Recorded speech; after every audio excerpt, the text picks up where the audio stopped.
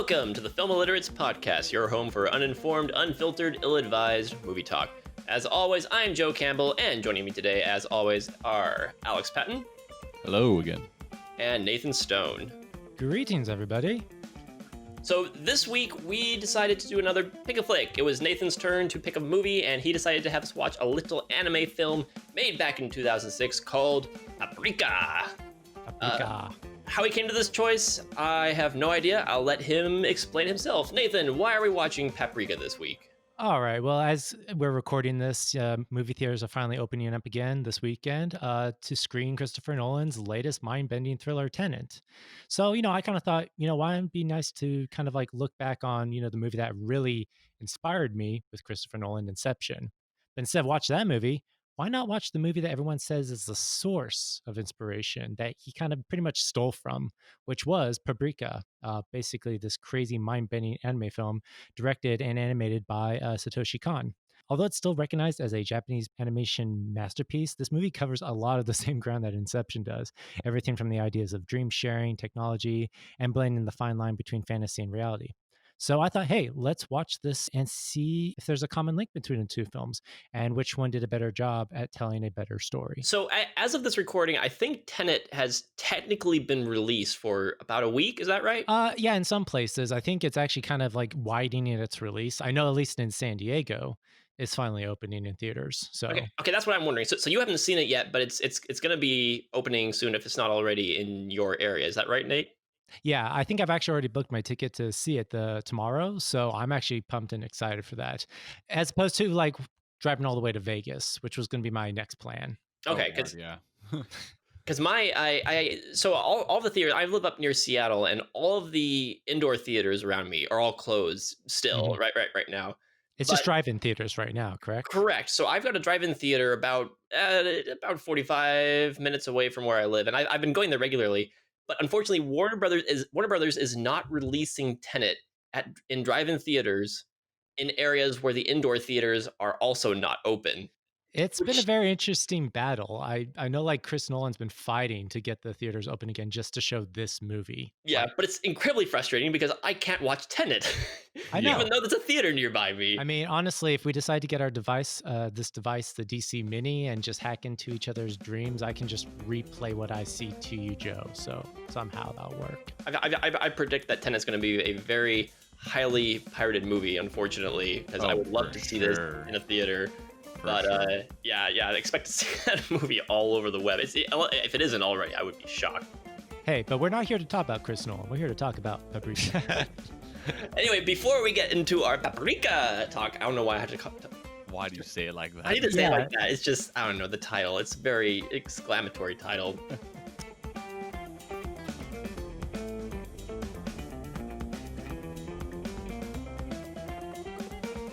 Let's talk about what we've all watched on our own recently. Nathan, what have you been watching?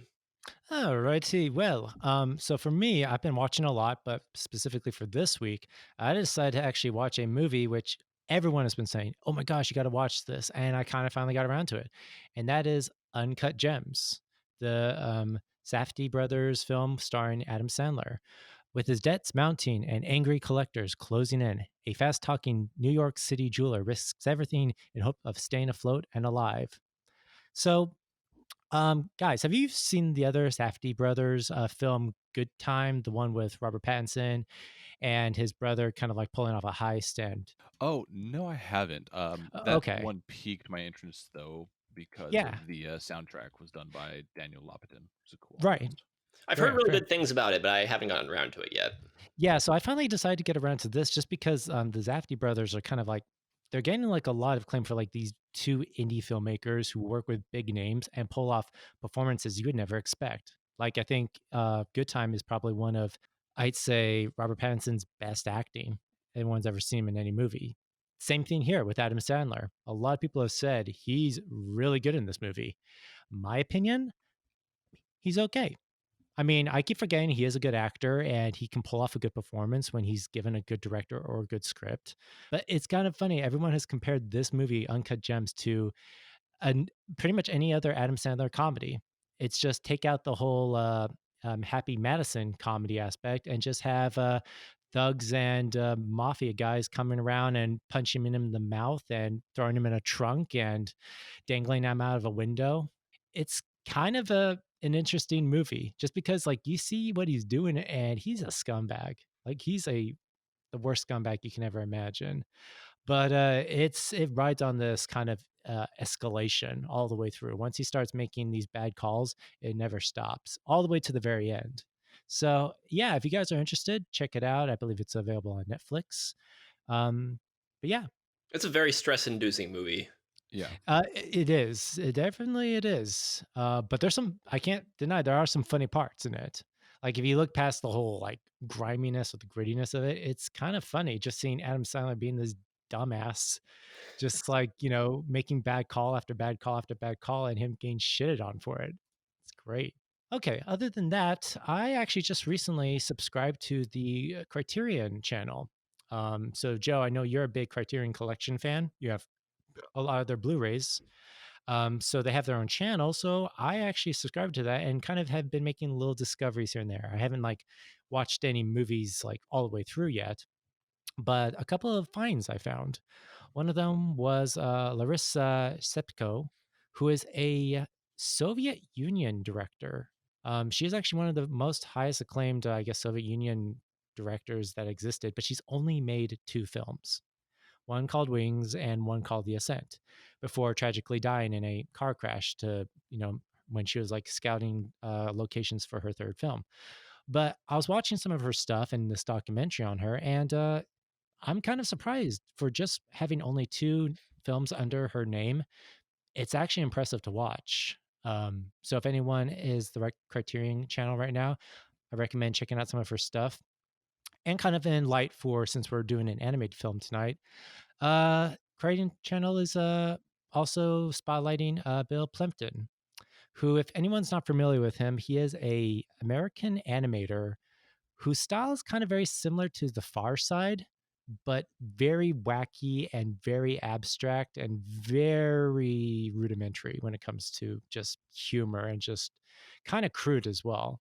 I was like watching some of his stuff, especially I guess these 2 films he got nominated Oscars for, called Your Face and Guard Dog, and it is kind of just really rough to watch. The humor might be a hit or miss, but this is like a guy who just basically is just pencil drawing every little thing, and he's changing angles and dimensions. It's very hard to watch sometimes, and even just how surreal it gets is kind of I don't know. It wasn't really my cup of tea, but he's just one of those guys that I guess appeals to some people. So yeah, those are 2 finds I found on the Criterion channel. So guys have that or think about subscribing to that, check them out before the month of September gets any further into it. And that's it. I do not use the Criterion channel as much as I should. I am subscribed to it, Mhm. but sadly to say, I don't think I've watched anything on it probably in the Y- past month. So I really need to get back on that. Yeah, you got to be in a certain mood to watch Criterion movies. It's like, you really have to be in that artsy, pretentious mood. And right now, if Bill Plimpton is one of those guys that they're highlighting and it's supposed to be humorous, I'm like, all right. I'd rather watch Adam Sandler get his face beaten in. Right now, you can, if you got 7 hours to kill, you can watch Satin Tango on there now. 7 hours.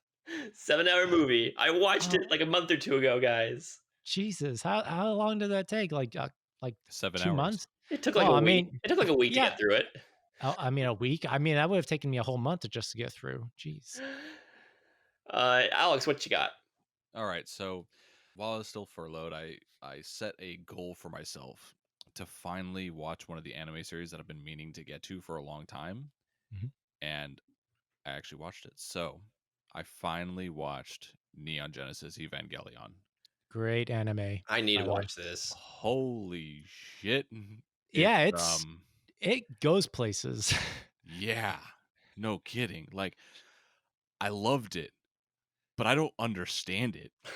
No, it is way beyond, I think, anyone's comprehension, but just some of the moments it pulls, it's like, gosh, this is a weird buttload of feels, but this is just messed up as well. Like Yeah. it really crawls into your skin in a bad way.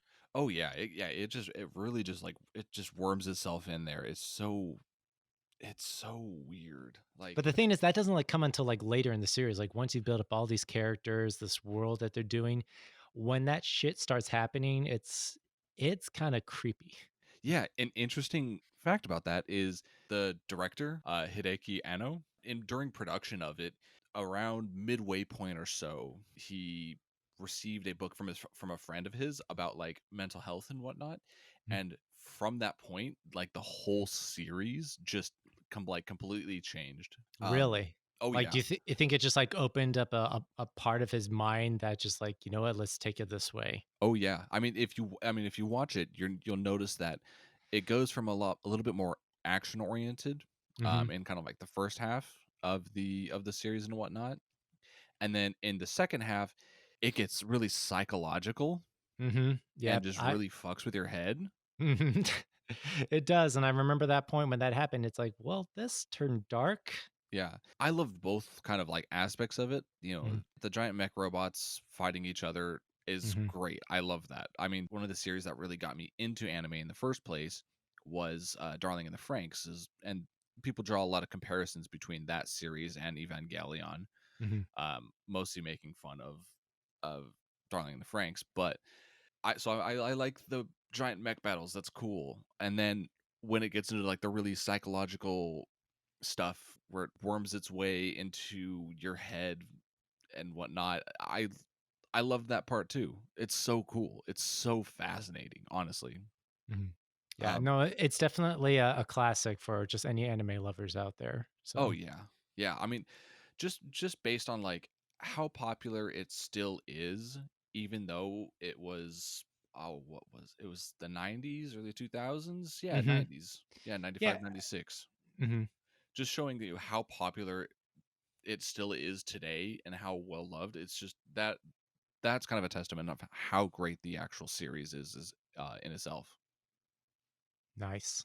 Yeah, but I was super stoked. I'm a big fan of it. I've watched the full TV series and then the two movies, one of them being just kind of like a wrap up of the series, and then the other being End of Evangelion, which was, if you thought the show was a mind trip, oh boy, you haven't seen nothing yet, because the movie itself is wild. The only parts of the series that I haven't watched yet is I think the rebirth, or sorry, rebuild, which is just kind of like a reboot in a way. I Mhm. don't really know a whole lot about it. I haven't gotten the chance to watch it yet, but the last uh, installment of that, the final like film of the rebuild series, just got released finally. I think it only just got released in Japan, so we'll have to see if it makes its way to the US, and then I'll watch it. But yeah, I'm still excited to really check those out too. Sweet. Yeah. But other than that, still keeping up on random anime stuff. Been kind of slow recently, um, but that's kind of all mostly due to the fact that I finally built my computer. It's up and Hey. running, sitting right next to me. I mean, It's honestly, I was kind of noticing you do sound a little bit different this time around. yes, So, indeed. I do have a new mic. You sound It's yeah. sexier worth than the usual. intern. Absolutely, Alex. Oh Th- yeah. this might be our problem, Joe. Or Alex is too sexy now for this podcast. We might get flagged a little bit more. Joe's just gonna be too turned on during the entire thing to concentrate. But yeah, I built the computer. I'm really stoked about that. I have to do a little bit of cable management, but once that's set, it's good to go, good to run.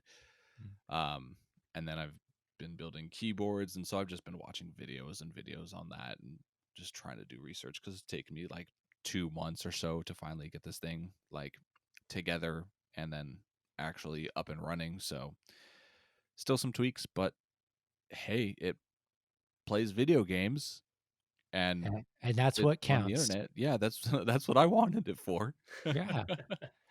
So it looks like Alex has got some IT handyman skills. So if anyone has a computer they need building, call up this guy. Oh God, Yeah, please no, please yeah. no. We'll post his personal number in the description of this podcast. His email, his address. So feel free to just stalk him and just go visit His him whenever he his wants to. OnlyFans. God, please do not call me to try to wire your computer, because I will have another panic attack. 'Cause, oh my God, I hate doing that.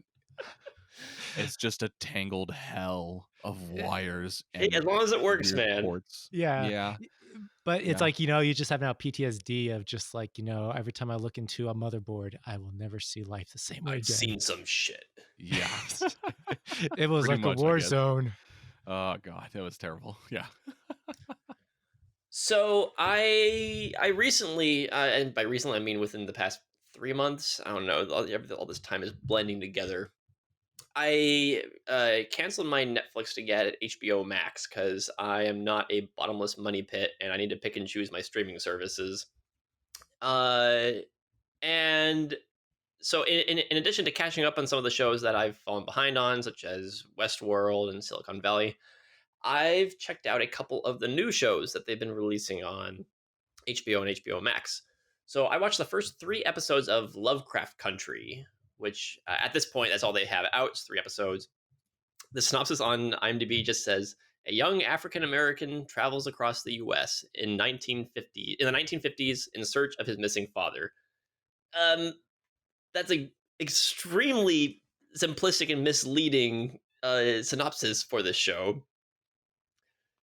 So this is basically it's inspired by I mean, of course, the writings of H.P. Lovecraft, but among other things, there are inspirations tipping towards Edgar Rice Burroughs, the John Carter and Mars series, and just kind of pulp sci-fi in general.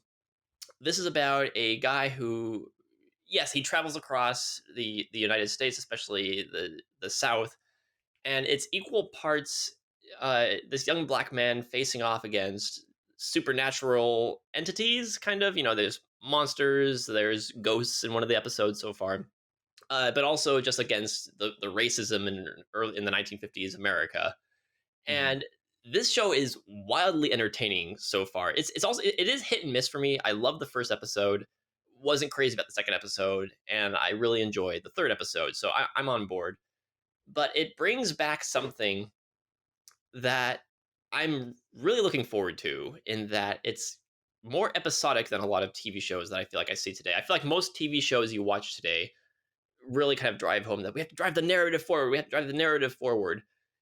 And this show in the first episode opens up, the questions, what he's going to do, where he's going. He's going to travel to a mythical town out in the middle of nowhere, where supposedly H.P. Lovecraft based all his supernatural shit on this fictional town that's actually real. He's gonna go find his dad. All of that is wrapped up in the second episode. Like you can see people online talking about the second episode like it's a season finale, and I get what they mean, because they really just like they introduce all the stakes and they wrap up everything. They solve the mystery with his dad and everything with the town and all that kind of stuff.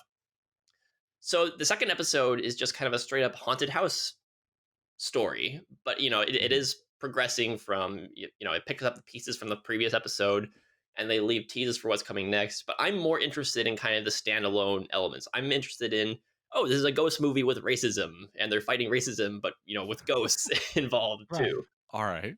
Yeah. Interesting. I forget who's like the creator of the show. Do you have his name on file? So on IMDb it says Misha Green and Jordan Peele are the creators. I Mm, know J.J. Abrams is also involved. Bad right. Robot is on Mhm. there. The first episode does feel like a very J.J. Abrams-esque kind of thing, honestly. Yeah.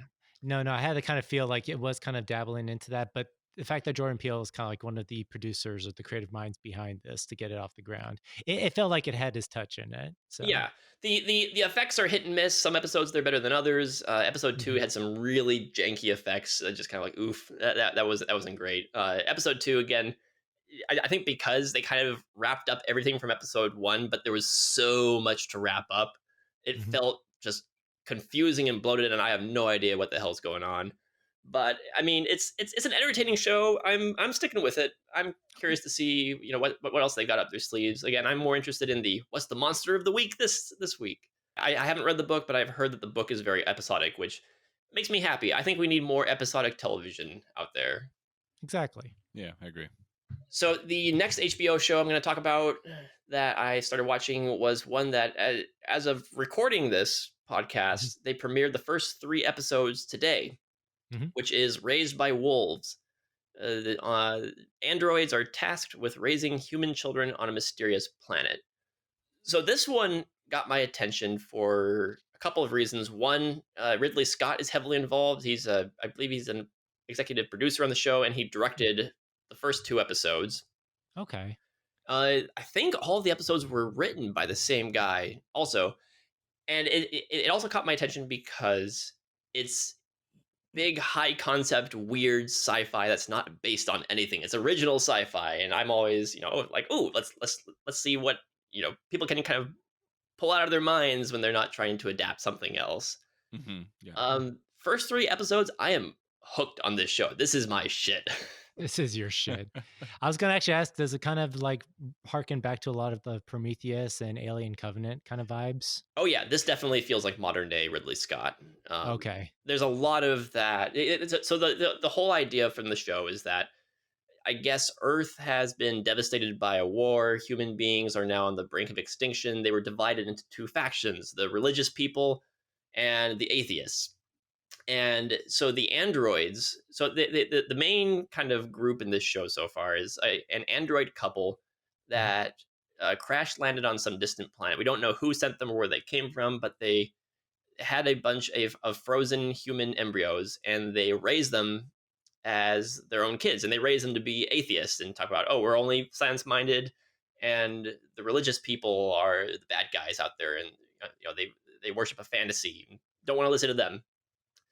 But what I like about this show is that eh, coming, seeing that it's from Ridley Scott, this isn't surprising Mhm. that he was interested in this. I mean, I know he didn't write it, but he's heavily involved.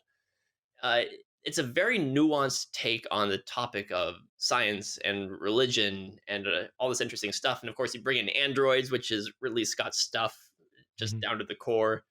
And so it doesn't paint one group as the bad guys and one group as the good guys. You see a lot of the problems with the androids are very close minded, Mhm. and the religious people are obviously they're they're they're a little bit delusional in how they see the world, but they're not strictly you know religious people bad guys necessarily. Mhm. So it's really interesting in how it handles those topics with a lot of tact, a lot of nuance, and I really appreciate that. It's also just really interesting and weird. And one of the androids is, they call her a necromancer, where she can turn into this kind of weaponized form where she's floating around in the air, blowing people up with her screeching voice. Oh damn. All Really right. cool stuff. And It's like War Machine or something like that. yeah, and one of the kids that they raised. So these androids suck at raising kids. And in the first Okay. episode, most of them die off, but one of them survives. And this kid, due to his experience, even though being raised in a very strictly atheist environment by these androids, he starts leaning towards wanting to know more about religion and learning how to pray and that kind of stuff. And Mhm. then a group of religious people become involved, and one of the characters of that group kind of becomes a major character, and you learn about his past. So you really get invested and interested in these characters. They all have interesting pasts, but it's not necessarily, it doesn't feel bloated at all. Even though there's a lot of stuff going on, there's a lot of this world building to introduce. It's done in a way that's interesting, engaging, and yeah, 3 episodes in, I am hooked. I am all in on this show. Nice. I was actually kind of thinking, I think I know why Ridley Scott probably got into this. Um, and probably why he wanted to get his name on this. He's probably trying to rope it in somehow into his Alien franchise. He's like, well, as long as you can get a xenomorph in there to, just start laying eggs with the embryos and the kids, I'll be fine with it. He's trying to Dude, make everything connected. dude, the androids bleed milk, so I would not be surprised at all. I have a What? feeling it's leaning towards that. Everything's going to be connected in his Alien universe. Last thing I'm going to talk about briefly here is my obscure find of the week, or not so obscure depending on your taste in movies, is No Escape from 1994, directed by Martin Campbell. A soldier convicted for murdering his commanding officer is dumped and left to die on a prison island inhabited by two camps of convicts. So this is I went into this expecting it to be a prison escape movie, and it kind of is, but it's more of just it's a almost like a post-apocalyptic tribal warfare movie. Okay, so there's people just basically just getting into tribal, primitive, warlike, hunting each other, killing each other, setting up booby traps. Yeah, exactly. So the idea behind this is that in the future, prisons are privatized, and Ray Liotta is dumped in the middle of this island that this company is using as a prison. So it's I'm sorry. I'm sorry when you said Ray Liotta. I already got a picture of now how this movie turned oh out. yeah, oh yeah. Lance Henriksen is in Okay. this.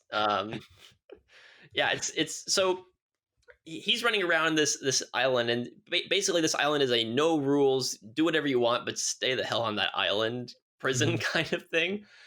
Okay. So when he gets dumped on there, he gets involved with the different, the prisoners had to divide themselves into different tribes. There's Mhm. the one group led by Lance Henriksen that have Mhm. made this big fortified kind of little city, this little community of people, and they're defending themselves from the outsiders who are kind of the crazy, more ruthless people who want to break into the city and take over everything and rule the island. And Ray Liotta just wants to get the hell off the island. He is so efficient at like jumping headfirst into the stupidest plans. Like like early on, the warden, before he gets to the island, he's captured. The warden is holding him and is trying to make him torture a guy as part of like, oh yeah, we're gonna make the prisoners torture each other for fun, I guess. Mhm. Of course. Yeah. Okay. Ray That's what you Liotta do. is surrounded by armed guards, takes the warden like at gunpoint and tries to get the hell out of there. With this, just, there's no way he can get out of this situation. Right. And He's going to go back to square one. as soon as he gets to the island, this warlord says, "Hey, I'm here. What you gonna do?" And the guy, he just starts murdering people. Like Ray Liotta starts murdering people just right off the bat and tries to run. And so he just just jumps headlong into these crazy do or die kind of scenarios. He's a very desperate, dangerous guy in this movie, and I quite enjoyed this movie. It's a very entertaining movie. It's not an all time classic or anything, but it's a fun time if you can find this. I think it might be on YouTube. Mhm. If you can find it, it's not in great quality though. If you can find it on DVD out there, Mhm. I would recommend checking out No Escape. If this movie interests you, I think I have another recommendation for you. Penitentiary. I haven't heard of that one. Watch it. I'm not going to tell you anymore. You're just going to have to go find it because I think you might get a blast from this movie. All right, I'll add it on the list. All right. So, should we just dive into this main topic for the evening? Yes. Yes. All right. So let's take a dive into the world of Paprika.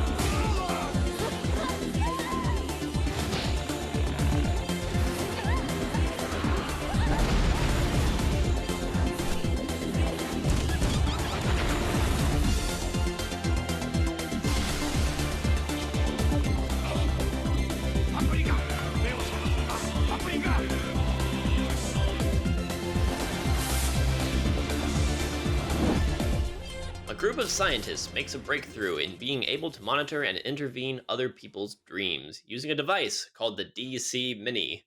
When the machine is stolen, all hell breaks loose as the line between dreams start to merge with the real world. Only a young female therapist named Paprika can stop. That's right. He's going to just do that every Oh, please. time he sees that name. Paprika! Please don't. No. Just like Betty Fly. I wish I could roll my R's. It sounds so much better. 110% better. Paprika. I can't even roll my R. Oh, jeez. I'm Gosh, not even gonna try. no, just stop butchering it as soon as we can. Stop while I'm behind. All right. So Nate, this was your pick a flick this week. It was. Had you seen this before? Yeah, so this was actually I had seen this a while ago, back in my younger days when I had heard that there was a connection with it in Inception. I watched it, and obviously I watched it in the original Japanese dub. Um, and I saw it maybe 2 more times after that, one for this review, but every time I've watched it, it makes a little bit more sense. So, I think this was your first time watching it, guys, right? Correct. Yep. Correct. And actually, let me ask you, have you guys ever seen another Satoshi Kon animated film besides this one? He actually has only a few films under his belt with his name Hmm. tied to it as director. Obviously, Perfect Blue, Millennium Actress, Tokyo Godfathers, and then one of the kind of short-lived anime shows, Paranoid Agent. These were all like of his creation with his like signature touch on it. But Yep. this is like the only one you guys have seen, right? Yes. This is the only one I've seen. Yeah. Okay, Joe. Yep, I haven't seen any of his other movies. So probably this is kind of the one movie that takes a lot of daring risks as far as like being a storytelling movie that kind of dabbles in surrealism. Um, so what were your guys' takeaway thoughts on this? I'm kind of curious. I I really liked it. Honestly, Hmm. I thought it was really cool. It's I mean, very weird and it's got its very own like distinct voice, mhm, but I enjoyed every minute of it. Honestly. Yeah, I really dug this movie. I'm sure that comparisons to another movie about dreams will come mhm. up in this conversation quite frequently. Of Oh, they course. will. They will. I'm. So we'll get into. I have a specific critique of Inception that I think Paprika fixes, that I'll get into when we talk about that more specifically later on. As far as this movie on its own, I loved the animation. It's a very beautiful looking movie. Doing a little bit of research, it appears that this was the director's last movie. Is that right? Does anybody know? Yes, Mm, actually, sadly, unfortunately, he was trying to work on a fifth film, which was actually kind of referenced in this documentary that I think all of us watched prior to this called A Dreaming Machine. Unfortunately, he passed away from cancer at the time. And it was like he had such a short career, but I think he left such a interesting body of work behind with just these four films. I think mhm, like anyone could pick up any one of them and see how relevant the themes and the topics are today. Like the one like Perfect Blue actually was only made in the 90s, but you watch it today and it's even much more relevant today with our, internet, YouTube, and just like blog culture that we have. yeah. It's Absolutely. it's kind of like he was like way beyond his time than most people. And this movie is also just a testament of like it kind of has its own signature touch, but it just manages like, it surpasses like even just like for being a 2006 animation, it's like it could feel like it was done today. Yeah. This movie definitely got me more interested in looking up this director's other movies, especially Perfect Blue and Tokyo Godfathers. So I'll probably get around to those sooner or later. Hopefully sooner than later. But Mhm, uh, going into this movie, just based on the first, maybe 10 minutes or so, I was surprised at how not confused I was, considering how complicated the mechanics of this world are and all mhm, the characters. A lot of the times with animes, especially if I'm watching them subbed, like I was for this one, I Hmm. sometimes lose track of who is who, because I'm trying to connect the names and the subtitles to the characters, but everyone's talking so quickly and everything's moving around. And in a movie like this specifically, there is so much going on visually and kind of in the story. There's a lot of mechanics to it. There's a lot of moving parts, but I was surprised at how well I was able to keep up with it, at least as well as I think you could for this movie, because there's a lot of Yeah. weird shit that happens in this movie, but I never felt lost, and I mhm. appreciated a movie that can do that. I did. I also kind of want to ask you guys something. Did it feel like we were kind of just immediately dropped into the story without kind of like a whole lot of setup? It almost feels like we kind Yes. of like we're watching an anime series and like, oh, we're in the middle of the show now. Yes. All this kind of like story before, or even like the story that could follow after this movie, kind of feels like it belongs in an anime. In fact, actually, the title sequence almost feels like an anime title sequence. Yeah.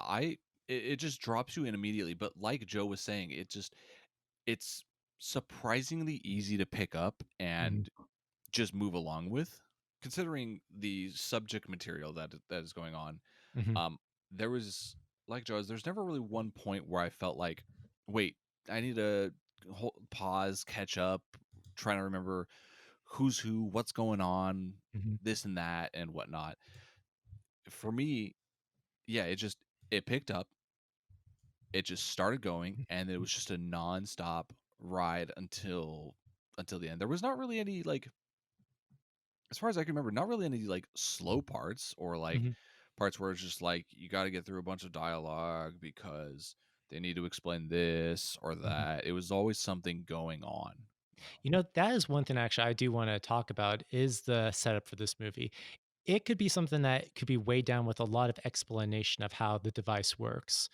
It Hmm. doesn't focus a lot on that. If you kind of guys notice, they kind of just try to set up this is the DC Mini, this is how it works.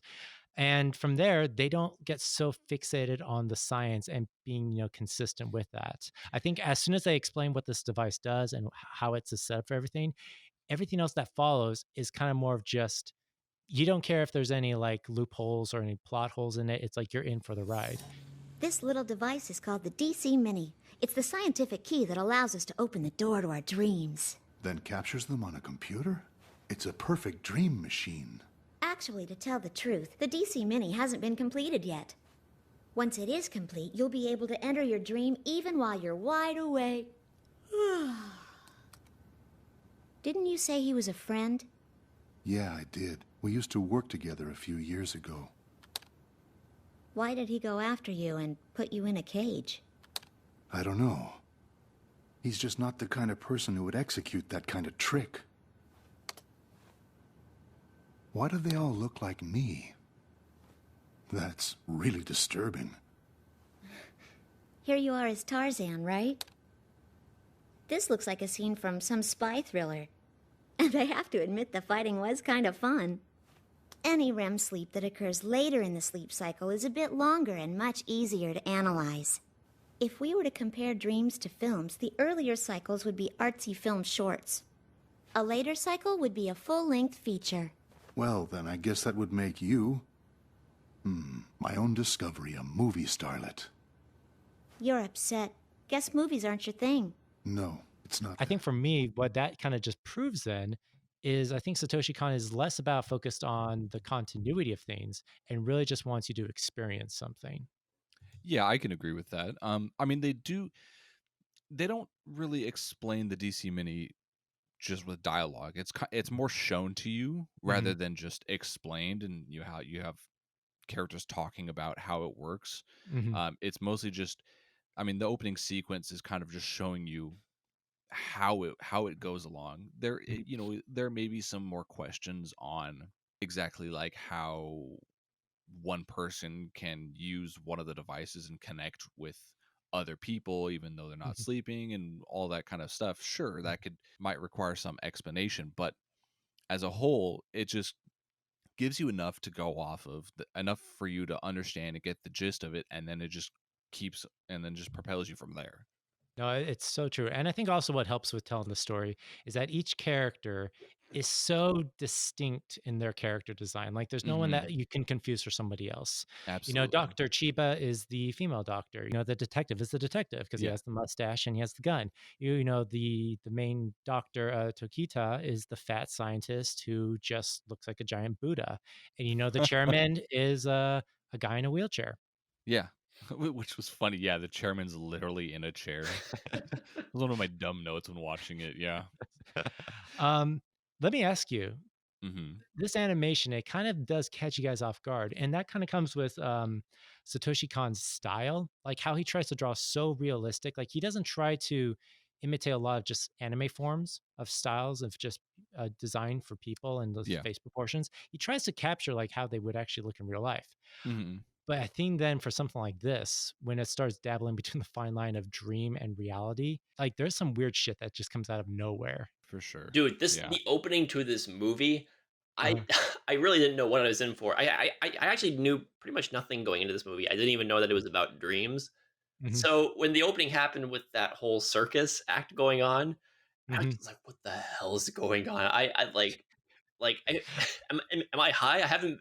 I'm not on anything, but I feel like I am. I remember you were actually texting me, like, as you're watching, it's like, "I'm only 5 minutes in. I don't know what the heck I'm watching." But even more than that, I think, like, as it tries to keep you grounded in reality, one of the things about this movie I love is you'd never know if you're fully back into reality. Even if it sets up like they're going to an office building, they're talking with the chairman, suddenly something will change in the way that some person's talking, like Dr. Shima, the old guy, who just suddenly starts talking about this fantastical parade for no reason whatsoever in the middle of their office meeting. And you're like, what is going on? Oh yeah, there's a great scene later on Yeah. in the movie where some characters think that they've woken up from a dream and they're just walking around, and all of a sudden they bump into like this giant, I don't know, baby doll, or not even baby doll, but like, this giant doll that's been walking Uh-huh. around, Yep. It's just like staring right at the window, and you're like, what the heck? and the characters have this Yeah. oh shit moment where they realize that they haven't woken up yet, and it's just Mhm. it's usually that kind of stuff annoys me, especially going into this movie having seen Inception, which came out after this movie. I kept on Mhm. thinking like, oh no, they're gonna play the thing where are they in the dream or are they not? Thankfully, uh, without going into specifics, at the end of the movie, they don't leave it up in the air of like, well, maybe they are, maybe they aren't. You know definitively whether they are or aren't in a dream by the end of the Mhm. movie, which I appreciated some actual closure there. But No, I yeah, think this movie dealt with that kind of stuff really well. it did. Yeah, it definitely, and for such a short movie, it's only like about 90 minutes long, but it's able to kind of like wrap itself up like as much complexity as it goes through. It gets like it kind of like wraps itself up very nicely at the end. But yeah, let's actually dive a little bit into actually Satoshi Kon's style. So this is a guy for about a good like 20 years. He's dabbled in both anime, manga, worked on some series with other collaborators. He's actually had the chance to work on with the same creator of Ghost in a Shell on several projects. Um, and even just like for 4 films, he's had a chance to really define his style. And there's some takeaways I got from just like watching it that he's had a chance of actually filming quite a few of his stuff as live action. He was given a budget, but he always decided to pick animation. And there is a couple of videos out there. I think there's this one by Every Frame a Painting that talks about his use of editing in animation, which I think Hmm. kind of you see it in this, and it works so efficiently well. From the opening dream sequence to just later moments when a surprise cut happens and you're not expecting it, but it makes it entertaining to watch. Yeah, it's like a bunch of I watched that video as well. Um I can't remember exactly which other type of editing styles he used, but it was like it specifically highlighted like match cuts and whatnot, and Mm-hmm. that was something that he's used throughout his career. Yeah. Hmm. Yeah, I think actually in the that same video, he has admitted while working on Paprika, like one of the editing styles that he actually not even just Paprika, but also just for Millennium Actress that he uses is a similar editing style that was from 1970s version of Slaughterhouse-5, where there's like match cuts that span to different timelines and different like settings, and how the way it's edited, it still flows even though you're jumping back and forth between different worlds. It's like this is a similar style that he's applied to his animation, and I think I love that part of it. Yeah, it works really well with the context of Millennium Actress. From again, haven't seen the actual movie, Hmm. but from what little I've heard of it, it works really well in that like Slaughterhouse 5 jumps between timelines a lot. Hmm. I've only read the book, haven't seen the actual movie, but I assume it's the same. And then with Millennium Actress, it's from what I understand, it's kind of going back and reliving a older actress's like life throughout or different moments throughout her life. And so Right. match cuts, jumping time and whatnot fit perfectly in that kind of like context. Hmm. Yeah, and I think for something like this, especially with the context of Paprika, it lends itself with trying to capture that level of surrealism, where Hmm. you don't know if you're back in the real world or if you're still in the dream, and Yeah. it's just that editing choice that just keeps it so engaging. Yeah. The animation was I was surprised also at the creativity of Hmm. how some of the animation was done. There was a moment in the movie where within the dream world, a character presses his hands into another character's skin, and the way it moves Oh, up, Oh it's yeah. jeez, the gosh, creepiest thing. Like I feel like I could feel what that feels like, even though there's no way in hell that yeah, he. you I could be guess like experiencing that. honestly, if I could compare Satoshi Kon like to a Renaissance painter, he's like the Caravaggio of anime world. Like he gets very detailed with just that kind of stuff. And I know what scene you're talking about, and that is such an uncomfortable scene. Yeah, it was so weird. And that's actually another thing I do like about Satoshi Kon's style. He is not afraid to get really ugly. Even like for watching something like Paprika, it's so beautiful to watch, like the colors and just the composition and just how people are drawn.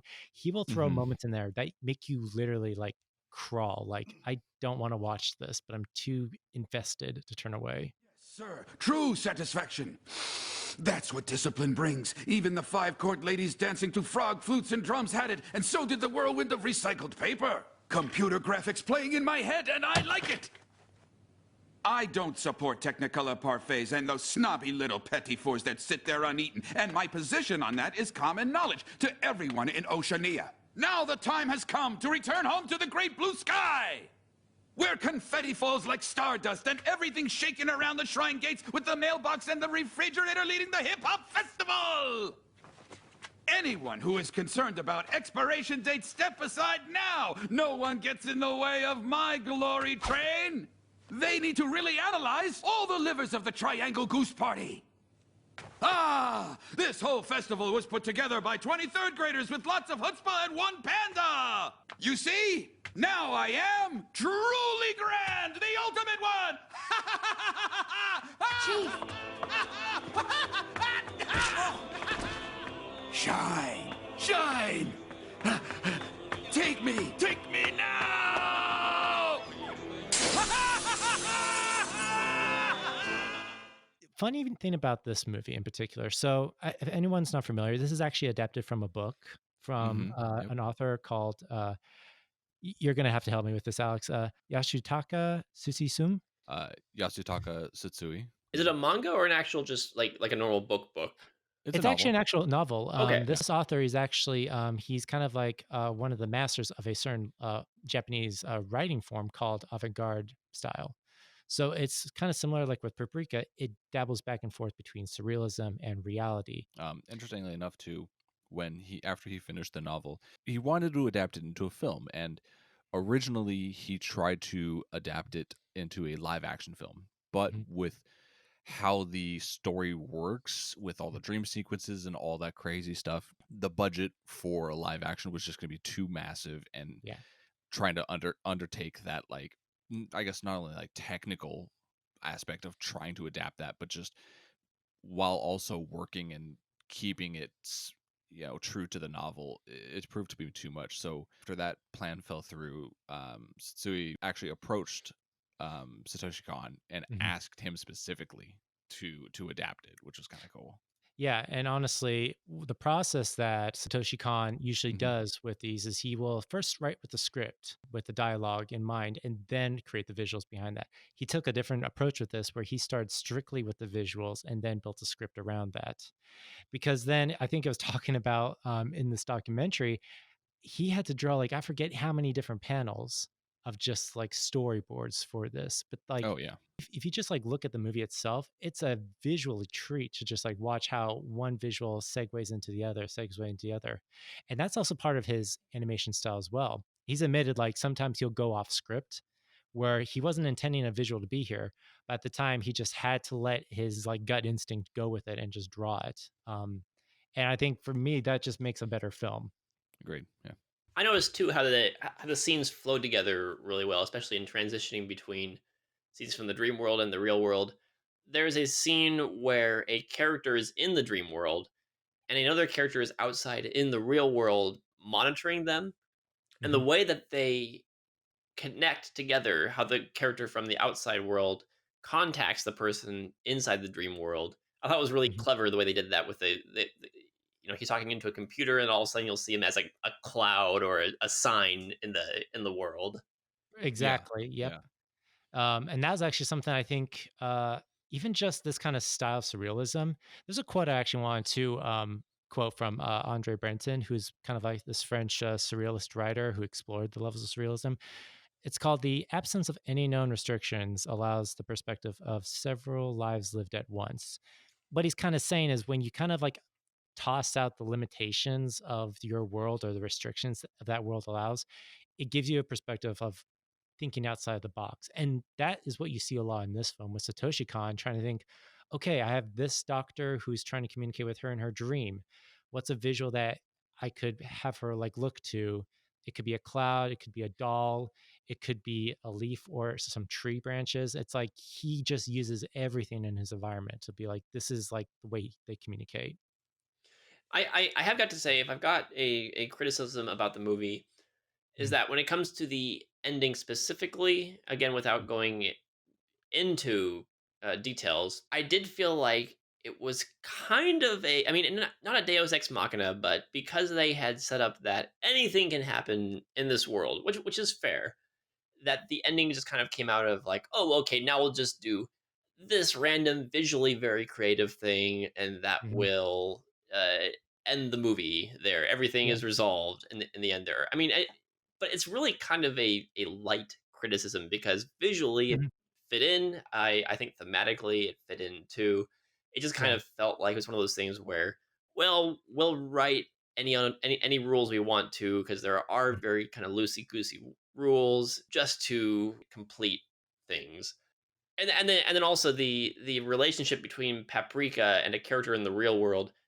I did not understand that at first. It took me almost till the end of the movie to realize that I thought that Paprika and this other character were two different mm, characters when in reality they mhm. were the same person. And it took me like most Yeah. of the movie to figure that out. No, and I think like I know what scene you're talking about because when that reveal is happening, it's I think that's another thing with Satoshi Kon, what he deals a lot with the stories he deals with is this kind of sense of identity and that split personality. When you're living two different worlds, you kind of like have that split psychosis going on. And it's kind of similar with these two characters as well. You kind of see that. But I think I know what you're talking about when you're saying the ending kind of feels like it kind of does feel like a Deus Ex Machina at the end. And Satoshi Kon has admitted with this writing process, the ending was something he was struggling with. The author did give him a lot of carte blanche to just like, you know what, do what you need to do to tell the story and adapting it. But because he was going off so much of the visuals and not necessarily think of the plot too much, he couldn't find a strong enough way of just wrapping this all up. But I think for me, it does wrap up very nicely. I think it comes a little bit unexpected, but I think what it's trying to say, it does say very well. Oh yeah, it wraps up nicely. Mhm. I just remember watching it in the moment. I was just kind of like, well, how are they going to get out of this? Oh, this thing happens out of the blue. Okay, I'll go along with it, I guess. Which by then, if you're going to see giant dolls and, furniture talking, guys having tree legs, it's like, yeah, you expect anything. Yeah. Joe, you brought this up. There was a one scene in this movie that there's a line that was crossed. And it's like, okay, now this got uncomfortable. Do you think this movie also crosses the line anywhere else in a lot of the themes it's exploring? I didn't think anything necessarily specific. I can't think of anything off the top of my head. Was there a certain scene you had in mind specifically? I mean, I think just like this kind of world of just like you're not sure what is dream and what is real, and just how this piece of technology is trying to be used as a way of just helping people with their psychoanalysis or just interpreting their dreams. I But it will say gets to this movie a has point. plenty of nightmare fuel in it, Oh shit, yes, For lots of sure. nightmare fuel. But the chairman also, interesting enough, he's kind of like the one who's kind of against the whole DC mini and the ability to control dreams. He kind of admits like it's a sanctuary from the rest of the world and no one should Mhm. have that tampering with it or trying to control it. Because you do see Yeah. people when the DC mini is kind of like getting out of control, when someone is hacking into other people's dreams or sharing the same dream, you have no idea who's going to be affected. Like you'll have doctors who will suddenly start marching in this imaginary parade and knocking over people and jumping out of windows, and you're like, what the hell? And so I think that was a line that it crossed for me. It's like this idea of technology can get to a point where you could be controlled on that kind of level. Dreams are destroyed by technological tampering. Someone needs to be accountable. Science goes too far when it forgets one's soul. So then, you're punishing Dr. Tokita. In a world of inhumane reality, there is actually only one humane sanctuary left, Doctor, and that can be found in the comfort of a simple dream. That parade you saw is full of refugees who were unwillingly chased out of reality. But you're collecting them with stolen technology. Are you planning to take over the whole world of dreams? I am merely protecting them, for I am the only true guardian of all dreams. My duty is to mete out justice to terrorists like you, Paprika. And it's kind of like it is a question that it does ask. Mhm. Is like, at what point do we manipulate it so much, or how much do we live in that world of escapism to the point where we need to be kind of like separate the two? And I think the conclusion the movie comes to is very nice, and it kind of makes a nice little point about that. Yeah, I mean, I guess kind of spoilers. The chairman is kind of an understandable villain Hmm. in that not so much his idea to take over everyone's dreams and take over the world and all that kind of stuff and and essentially make dreams reality, but in just him talking about, like I mentioned, dreams being the last sanctuary uh from science. um it does a good job of kind of helping you understand maybe where he's coming from, and he doesn't make, he's not some crazy insane scientist. He makes good points, and you're right, there does need to be that kind of balance between everything going on in the reality and everything that you need to do and whatnot and science and all. And but it's not bad to have a bit of escapism, whether that be through movies like, Paprika really kind of suggests and throws out there, or different other stuff. But it's all about finding that balance between the two, and for each one, each person's going to be a bit different, and kind of just that journey to figure out, where that line is between fully delving into just escapism and having that become your reality. So, Alex, what you're saying is you're going to give up your entire anime and manga collection and dump all your online games? Yeah, right. Hell no. I'm not giving up. No way. No way. No way. We'll change the name of this podcast to the Alex Podcast if you do. It's not good. Not enough. No, I'm good. You put so much investment into a new mic now, I might as well. Yeah, but I've put like way more investment into games. I will literally built a PC to play Destiny. I know. I will say, as far as the villain goes, I'm hearing what you guys are saying about him. That was another point of contention for me, where I was a little confused as to his motivations, what his deal was, because at first it sounded like he wanted to be, he was, anti controlling dreams, which would make sense that he would want to sabotage it. But then at the end, he's almost kind of gets power hungry. I wasn't quite sure what he was trying to do. He wants to take over the world with this thing. Yeah, I wasn't really. To be honest, yeah, I wasn't really following along with that specifically as much either. Because yeah, he was completely, seemed to be at least completely against the idea of the DC Mini and messing with other people's dreams, and then he literally just messes with everyone's reality and everyone's dreams. So I didn't entirely understand that kind of conflict there. I mean, I could probably give some 2 cents on this. I saw, two different extremes, which the story was providing. On one end, you have Tokita, the scientist who wants to share this technology and the ability to share dreams and actually have that kind of freedom to do that with no limitations. And then there's the chairman who just wants to control and put a cap on exactly what you can tie into and what you can see into, even if that means he has to control everybody in the process of it. It's kind of like, in order to control things to make sure it doesn't get out of hand, you have to control everyone and police everybody. So maybe that was like what the two different sides of the story was trying to present. Yeah, or it could have been just like either we don't touch this at all, Or someone has or to control all of it. yeah, or we just fully go into it and Yeah. everything's a dream. So now here comes the big question. What does this movie do better that Inception tries to do? Just about everything. You think so? No, I like Inception. Sure, it's a great movie and it's awesome, and the visuals are cool because it's awesome to see that kind of like insane stuff sort of happening in live action. But I like I think I like Paprika a little bit more, and I may be a bit biased just because I do watch a lot of anime and whatnot. But I like that they are able to go just even further beyond, Mhm. um, and just show the stuff that you're probably not able to fully do in live action, or at least do justice to it. Um, so yeah, for me, I do like Paprika more. I think it does a little bit. I think it kind of gets to its point a little bit better than Inception does. Mhm. Inception seemed a little bit more just kind of like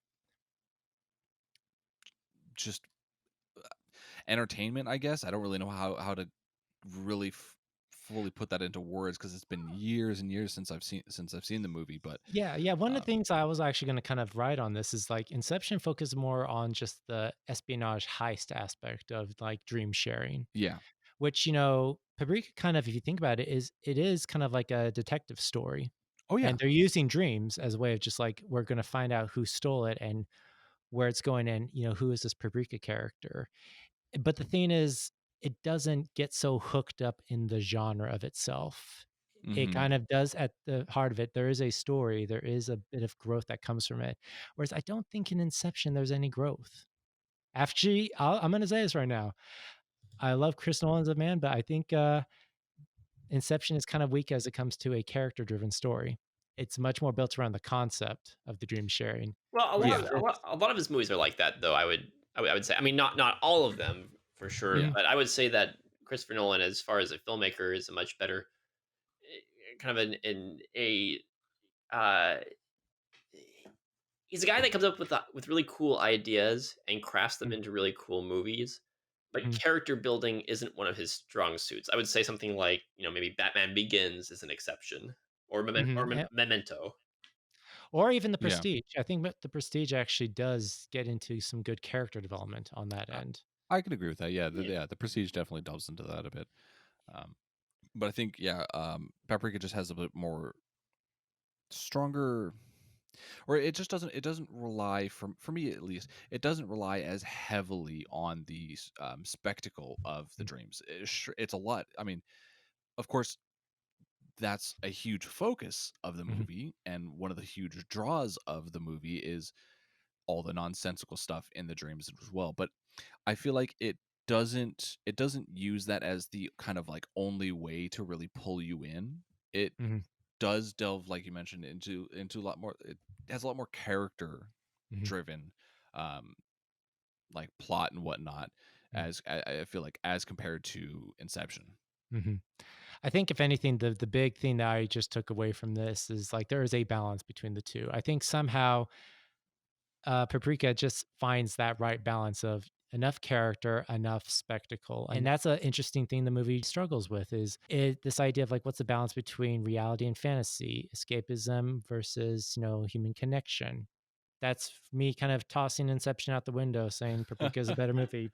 So I love Inception. I will say the one criticism I've always had of it, which it hasn't been a big criticism, is that it's kind of unimaginative for a movie about dreams because Yes. it's grounded in Nolan's style, which makes sense, and also Nolan likes to ground his effects in realism, and even when you're hmm doing crazy things like a train driving down the middle of the road, it's still a train driving down the middle of the road in a very realistic looking setting, and or a room is rotating. Well, okay, that's cool, but Hmm. do the room's walls like turn into, I don't know, puddles, something Yeah. Right. like that? Well, Yeah. I Uh, think.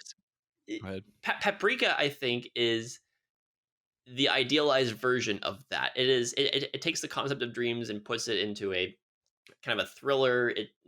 Characters jumping into dreams, merging dreams, multiple characters in the same dream, but Hmm. it does the batshit crazy stuff that Inception couldn't do. It has imagination, it has scope. It says, all right, Hmm. we have a parade of furniture and dolls and all this crazy stuff in the middle of the desert, or Hmm. you can jump into TV screens, and hmm just all the wildest shit you can imagine. And Hmm. I really appreciated that about Paprika. Yeah, If and I any, think. going back to real quick, I think kind of going back to what I was talking about with the author for Paprika originally wanting to adapt it as a live action. I think it's just the live action limitations. Hmm. With animation, you're allowed a lot more freedom Hmm. into what you want to show. Hmm. So I think that the problems with those problems with Inception might just can be chalked up to the fact that it's live action and you're only able to do so much. I think there's more that it could have done to really kind of get into the aspect of dreams just kind of being nonsensical. Hmm. But yeah, with animation, you're literally allowed to just run free. Yeah.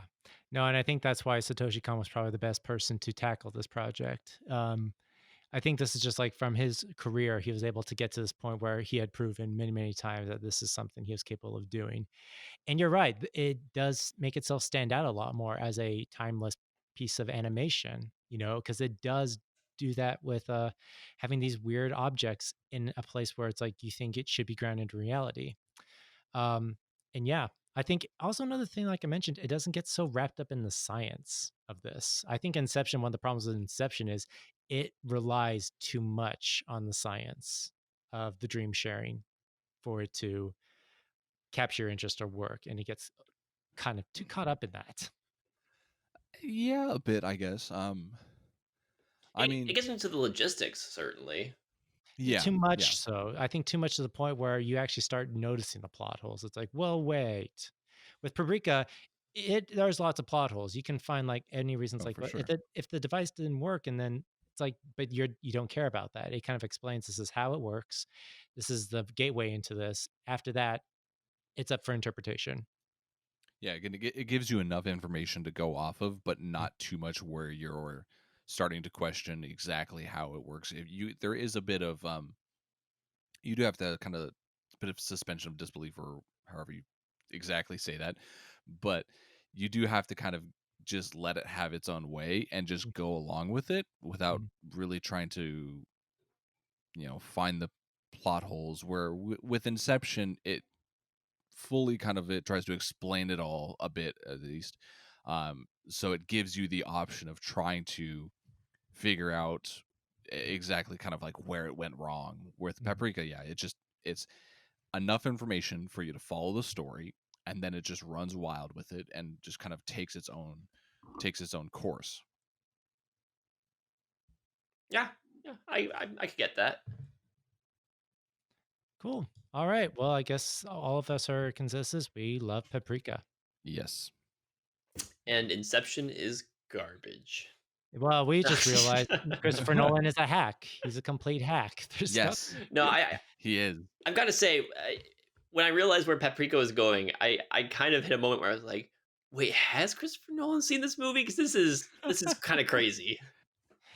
He's got to, right? Like, Absolutely. I mean, he probably, he's kind of admitted, well, I was dreaming this idea, and maybe, I don't know, he had the DC Mini already, and he had the only copy. So he was just stealing from Satoshi Kon's mind.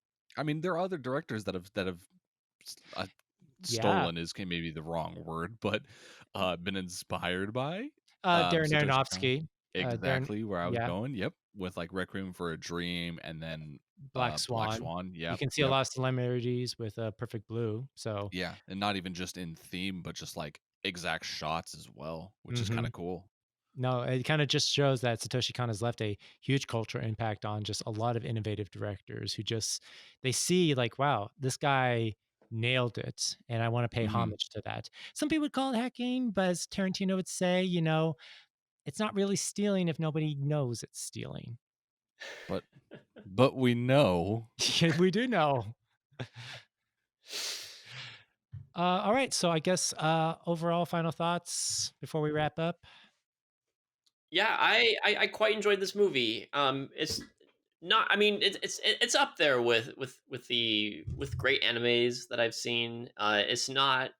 I mean, it reminded me kind of the go-to mainstream anime director everyone wants to talk about is Miyazaki, and this there were a few moments where I thought like, oh, this looks kind of like a Miyazaki-esque thing, just in the creativity of the animation, all of the stories not remotely his sort of thing, but I mean, it's up there with some of the great animes. Not one of my favorites, but I greatly enjoyed it. So yeah, I love this movie. It's a really good time, and it's surprisingly easy to follow for it's all the crazy dream bending stuff it does. Nice. Yeah. Alex. Yeah, I also really enjoyed it. It's the first Satoshi Kon movie that I've seen, but it just makes me much more interested in checking out all of his other work. Um, so yeah, it's like Joe was saying, it's easy to follow along with. But there's a lot of like little things that you can get into. I watched this like 2 days in a row, and even on the second viewing, I wasn't at all bored. It was still incredibly enjoyable to watch. I was still picking up on maybe little things here and there that might not have noticed, and it's there's a lot packed into it. But if you don't want to fully just dive in, it can be just something that's a really nice really nice and fun casual watch, honestly. So yeah, I really enjoyed it. It's just incredibly good with the visuals, the editing style. The music is always very fun and complements the movie really well. um the story is fascinating. Even the subplot with the detective is actually part of one of my favorite things about the movie in general.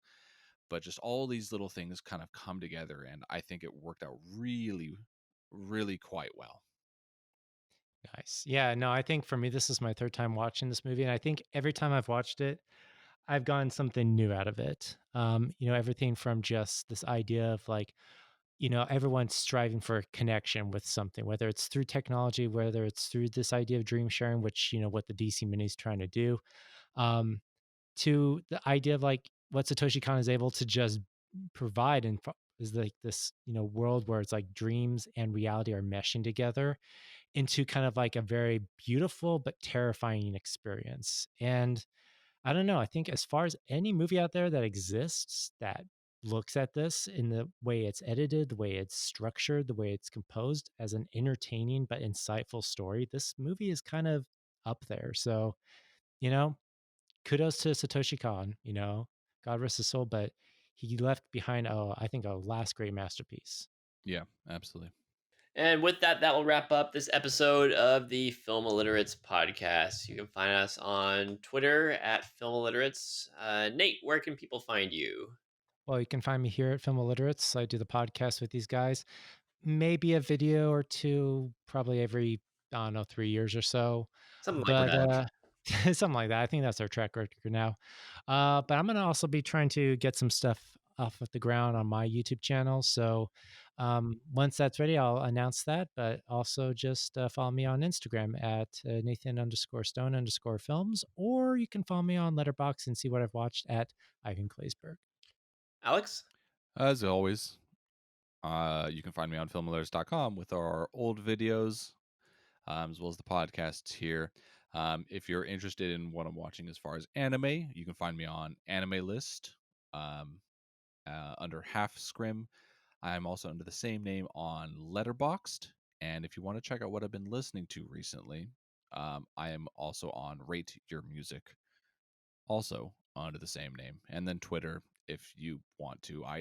It's kind of a joke that I shill my Twitter when I don't really use it or post anything. But if you really want to, at Alex D. Patton. And you can find my Letterboxd profile, my movie watching habits at film_illiterate. We're also on Facebook at Film Illiterates, although I post there even less than I post on Twitter, which isn't very much. With that, go out, go watch some, or don't go out, stay in and watch some movies. Yeah, don't go out. No, Yeah, why, no. why? Come Stay on. inside. Like, movie theaters are finally open up, guys. Stay and stream Mulan for $30 if you no. have that in your back pocket. Comes out tomorrow as of this recording. Keep watching movies and keep it easy.